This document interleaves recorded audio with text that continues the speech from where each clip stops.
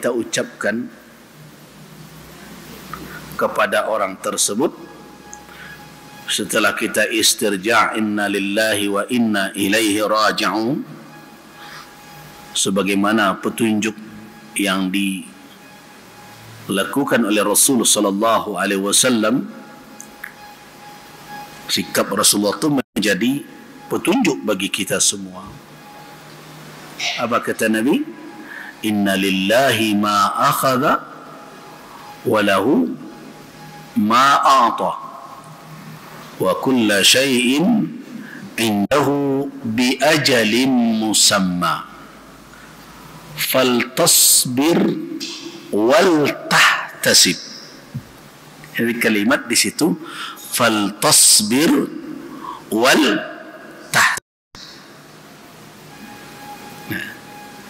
Inna lillahi ma akhad, sesungguhnya milik Allah lah apa saja yang dia ambil.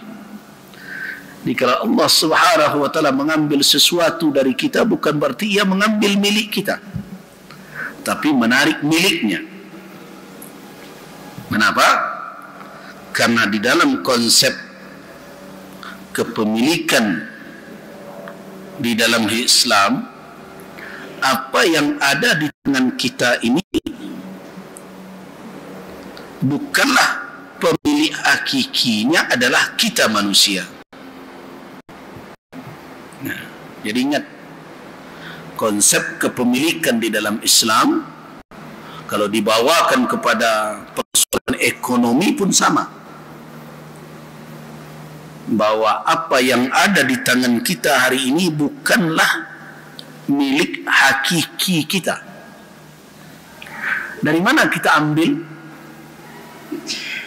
konsep itu? Dari Al-Quranul Karim. Perhatikan firman Allah subhanahu wa ta'ala dalam suratul Hadid. Surah Al-Hadid ayat 7. Oh, belum muncul ya?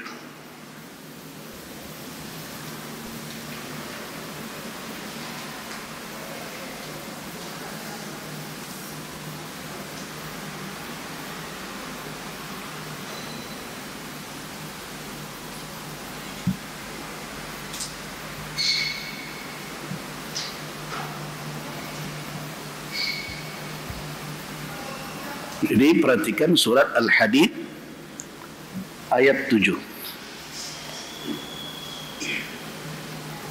Sebentar.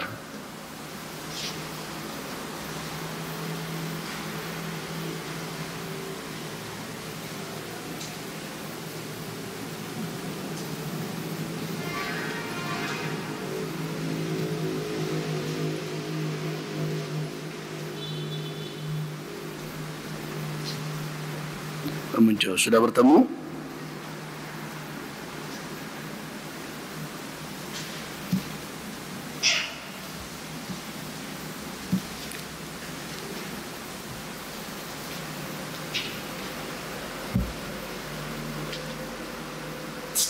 Sudah.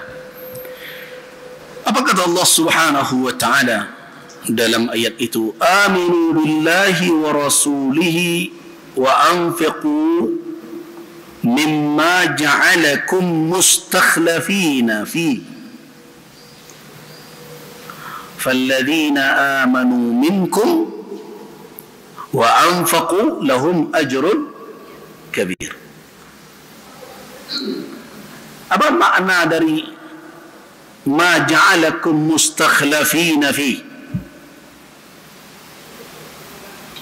Anfiqu mimma, infakkanlah dari apa saja yang dijadikan kamu sebagai apa? Mustakhlafin. Apa makna mustakhlafin? Apa? Sebagai penguasa sementara.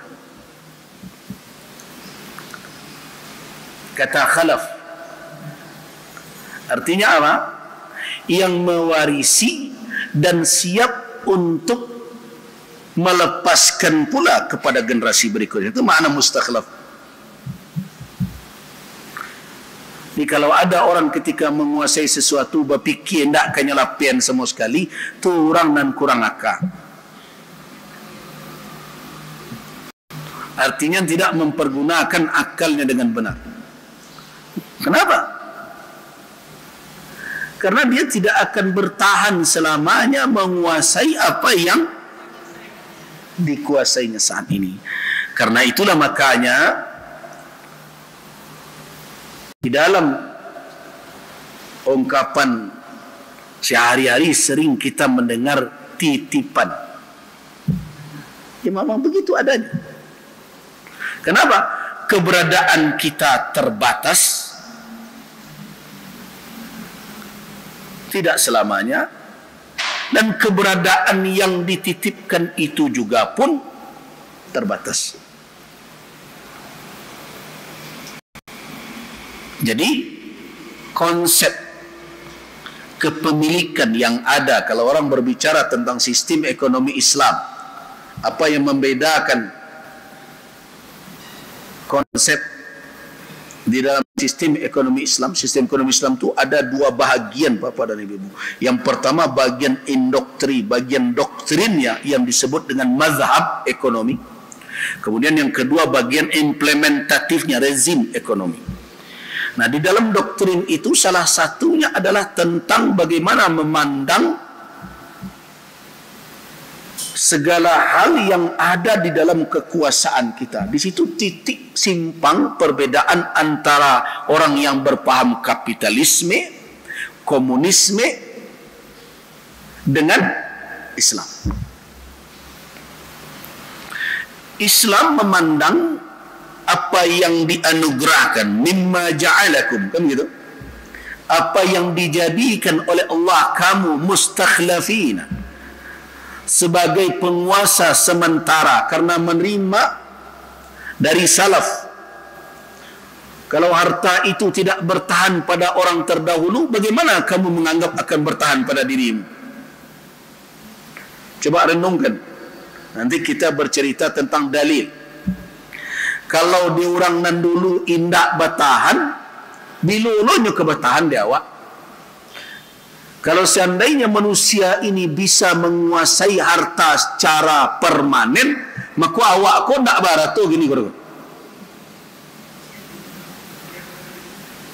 Tentulah dipunyai di orang nan dahulu sadonyo sejak Nabi Adam. Karena ketidakpermanenan kepemilikan harta itulah makanya sekarang kita menguasai harta. Kalau bertahanlah harta itu pada generasi yang lalu, maka tidak akan turun kepada kita. Jadi kalau begitu realitanya Bapak dan Ibu-ibu, jangan pernah kita salah pula menilai seolah-olah nanti tangan ke awak kok keselamonya pula dia. Pernah enggak mendengar hadis Nabi sallallahu alaihi wasallam, man minkum malu ghairihi, harta orang lain ahabbu ilaihi, dibandingkan dengan hartanya sendiri. Man minkum, tentu orang akan berkata tentu hartanya yang lebih disukainya. Kata Nabi, tidak. Yang paling dicintainya adalah harta orang lain. Kenapa? Karena yang ada di tangan kita ini, mana yang banyak yang kita sediakan untuk generasi mendatang atau yang akan kita pakai dalam hidup.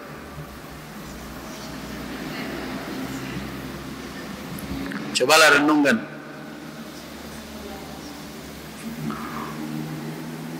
Saya melihat orang berumur sudah 70 tahun pontang-panting mencari rezeki. Bara tahun lain kan dipakainya dan dia dapetnya tu kira-kira tu.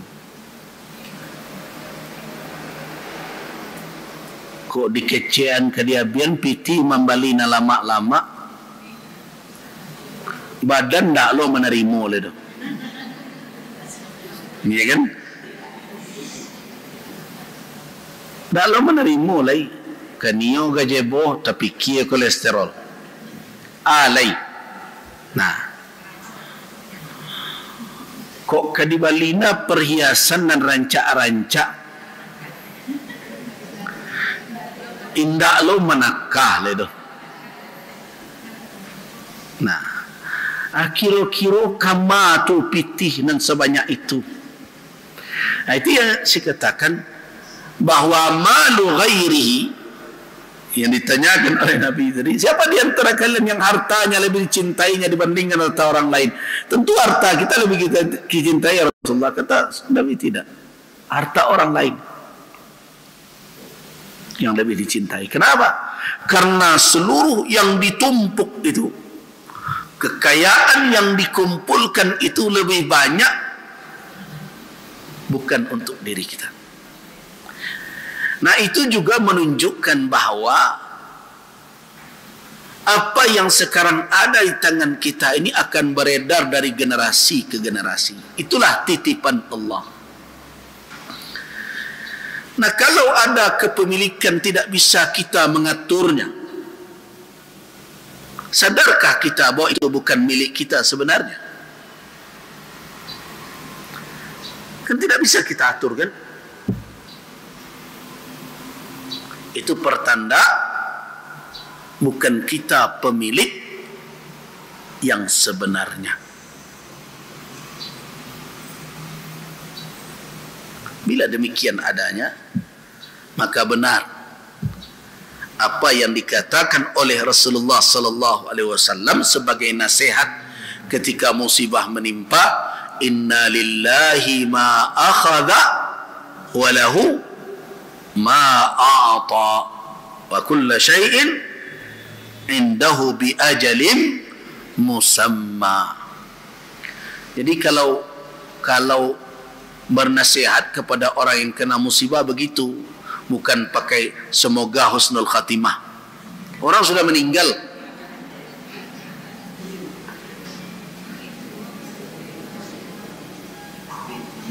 sesungguhnya milik Allah lah yang diambilnya, dan miliknya juga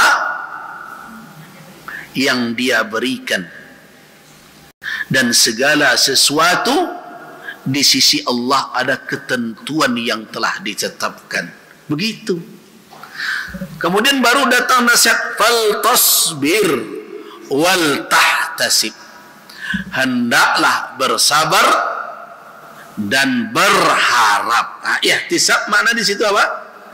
Berharap. Berharap apa?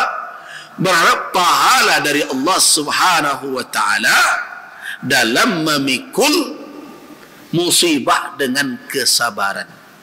Jadi kalau ada orang dia timpa musibah, kehilangan sesuatu, kehilangan keluarganya, karena memang itulah kehidupan dunia. walanabluwannakum bisyai'in minal khawfi wal ju'i wa naqsin minal amwal wal anfusi wath thamarat wa basyyiris sabirin. Bagaimana kita memberi busyra? Karena Al-Quran menyuruh wa basyyiris sabirin, beri berita gembira orang-orang yang sabar. Bagaimana nulisnya? Bagaimana memberi mengucapkannya? Semoga husnul khatimah. Orang yang meninggal, yang di dalam husnul khatimah itu orang hidup. Gitu. Tapi ambil petunjuk dari Rasul tadi, beri mereka kesadaran. Inna lillahi ma akhadha wa lahu ma a'ta wa kulla syai'in 'indahu bi ajalin musamma faltasbiru wal tahtasibu. Sesungguhnya yang diambil oleh Allah adalah miliknya, yang dia berikan miliknya juga. Segala sesuatu di sisi Allah ada ketentuan yang telah ditetapkan, maka bersabarlah dan berharap pahala di sisi Allah atas musibah. Ini orang mukmin ketika dia mendapat musibah, dia tidak menuai dosa, tapi mendapat pahala. Itu mukmin. Dengan apa dia mendapatkan pahala itu? Bersabar, dengan kesabaran dan berdoa kepada Allah, Allah ma'jurni fi musibati, kami gitu. Ya Allah, berikan aku pahala dalam musibah yang menimpaku, dan wakhlufli, dan ganti untukku khairan minhu, yang lebih baik darinya.